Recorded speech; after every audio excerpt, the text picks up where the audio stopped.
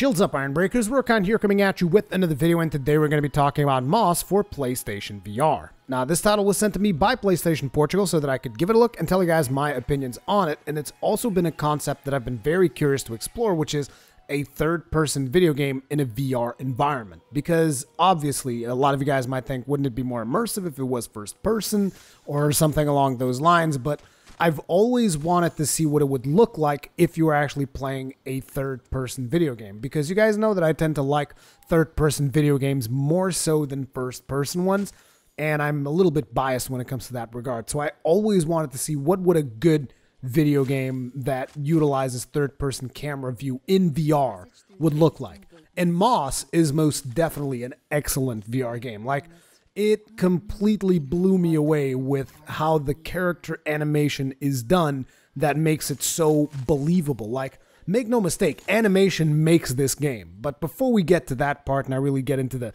nitty-gritty of it, what is the gameplay loop like?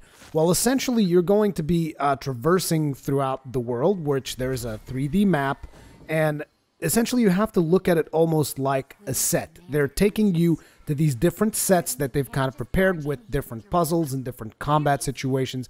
And as you are going through a dungeon, it's like you're going through different rooms, for instance. Or if you're going through a forest, you're going through different sections of the forest. But always there's like, okay, now you're in this position of the forest. And in here, there's a couple of things that you got to do. Then you will move on, and you move on to the next section. So they've kind of custom crafted the experience so that you don't have to worry too much about navigation, which is one of the main hurdles when it comes to virtual reality, is like, because people tend to get sick when you are navigating through an environment and change the orientation of the camera willy-nilly, because your body is going to be receiving some mixed signals, because it's like, oh, are we moving? Are we not moving? I don't know. I guess I'll just get sick.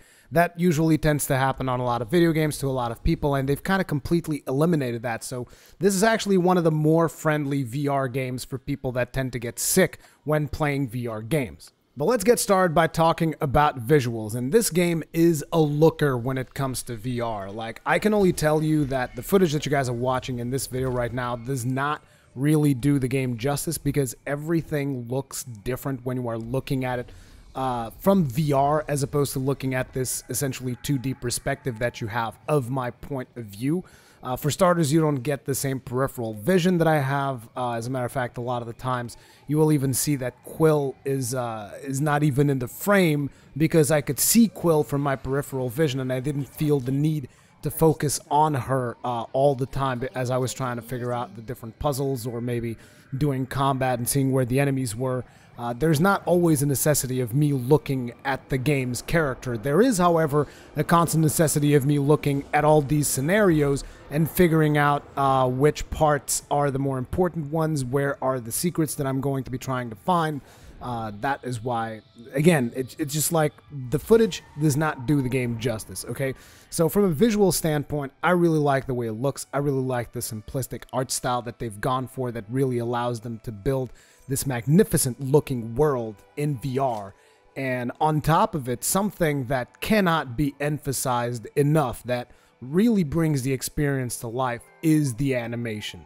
Like, you guys watching this footage will never make justice to the work that the animators have put behind the character of Quill, which is a little white mouse that you guys see in the middle of the screen right now. It's just like, me telling you how good it looks and you looking at this footage does not do it justice. Like, when you look at this in VR, you actually feel like there's a little mouse right in front of you because of how it animates. I've played plenty of VR games. There's good animation in a lot of VR games, but like this game, this game right here, Moss, takes it one step further when it comes to the animation. And there's no further way for me to explain that. Like, you guys have to see it for yourselves. Like, I don't know if they're demoing this game like on stores where they're selling PSVR, but if they aren't, they really, really should, okay? Because the animation is that good that you need to actually see it for yourself and experience for yourself and see how responsive the controls are to really get to grasp with how magnificent the animation is.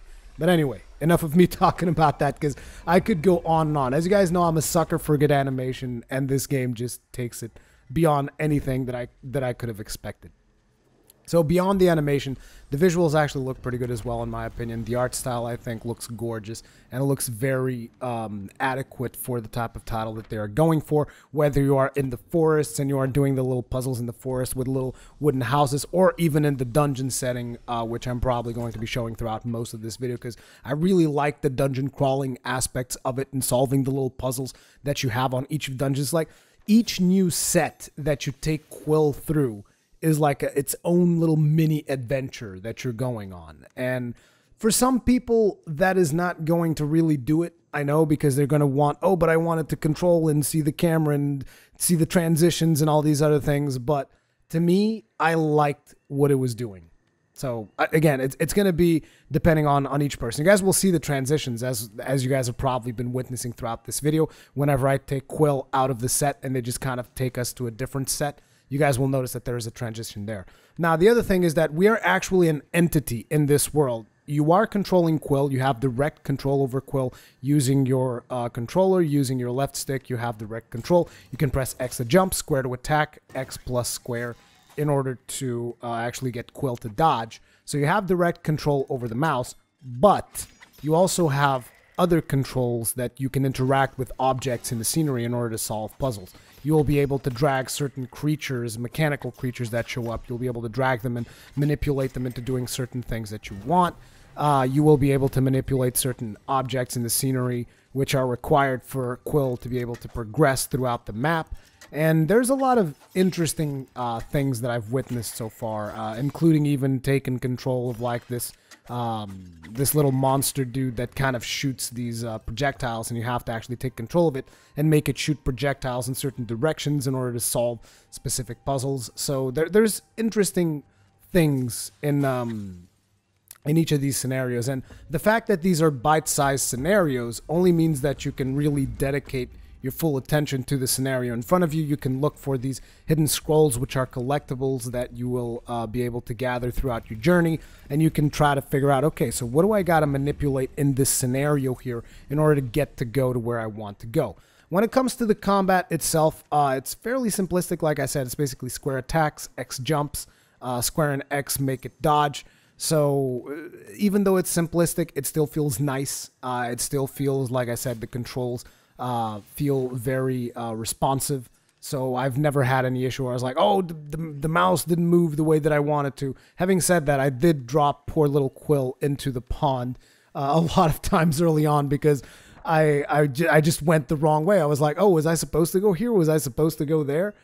But something that does need to be said, and you guys will probably see me a lot of times like completely shifting the camera focus because I'm like looking in different ways, is like, since this is essentially a set that's in front of you, a lot of times you're going to feel like, oh, maybe if I lean over here, I can gather some additional information from what's behind this thing or what's behind that thing. And I don't know, there's just something very intuitive about that. And it is a quality that I cannot express because, again, I've only played a certain number of VR games, and it's still something that is very new. And even though I'm not as passionate about VR as I was in the past, because in the past I was like super excited about it, and then I realized, well, yeah, this is good, but there's also a lot of drawbacks, like the amount of wires and the amount of stuff.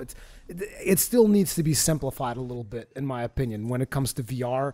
The interface by which you interact with the stuff still needs a little bit of tweaking. It needs to be a little bit more simple before it actually goes full mainstream. But this game does such a good job of presenting itself and allowing you to just interact with this world that these guys have created, and just watching the animations of the mouse that I don't know, it just kept me going and going. And at this point I think I'm like 3 or 4 hours into it because I've been really busy working on other videos for the channel, as you guys can see. But like, it makes me want to keep going further and further to see where this adventure is going to lead. Now, the story hasn't been the most interesting one. Essentially, you are an entity in the world, you are a reader, and Quill somehow picked up this shard of glass, which allows you to interact with Quill and kind of like hang out with him. Her, actually, because Quill is a female. And you can also heal Quill whenever she takes damage during a fight or something. You can heal her by pressing R2 on her. And you can even pet Quill if you want to, just like for no reason other than to just pet Quill and see how she animates with the petting and stuff. But there's a lot of creativity behind it. And again, at the end of the day, it's not a particularly complex game. Like the whole essence of the game can be seen in the gameplay that you guys are watching in this video. You're watching me go through these scenarios, solving the puzzles, engaging in a little bit of combat, and so on. And that is the game so far, as for all the things that I've played. But seeing it in motion, actually playing it for yourself, is what really makes the difference, actually experiencing it for yourself.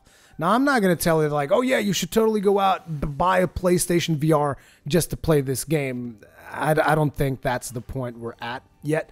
However, I will tell you, if you own a PlayStation VR, or you are considering getting a PlayStation VR for another game, like maybe you're thinking about getting the Resident Evil thing, which I told you is like one of the best VR experiences that you can have right now, as far as I'm concerned, at least on the PlayStation.